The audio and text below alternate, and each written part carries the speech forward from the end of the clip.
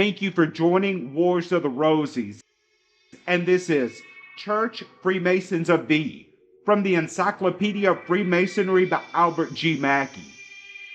Church Freemasons of Thee, an architectural college, was organized in London in the year 1842 under the name of Freemasons of the Church for the Recovery, Maintenance, and Furtherance of the True Principles and Practice of Architecture. The founders announced their objectives to be the rediscovery of ancient principles of architecture, the sanction of good principles of building, and the condemnation of bad ones, the exercise of scientific and experienced judgment in the choice and use of the proper materials, the infusion, maintenance, and advancement of science throughout architecture, and eventually, by developing the powers of the college upon a just and beneficial footing, to reform the whole practice of architecture, to raise it from its present vituperated condition, and to bring around it the same unquestioned honor, which is at the present enjoyed by almost every other profession.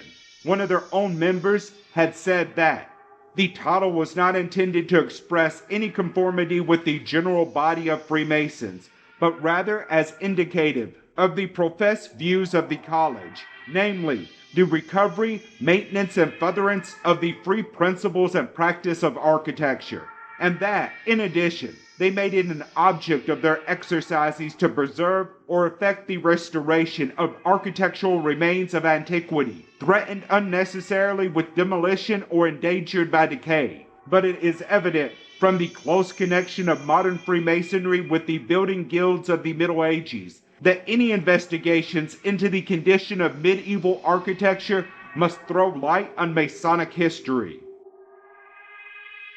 Thank you for watching, and please don't forget to share, like, subscribe, and comment. And if you can, please consider donating to Wars of the Roses. Links to PayPal and Patreon are in the description. Thank you so very much.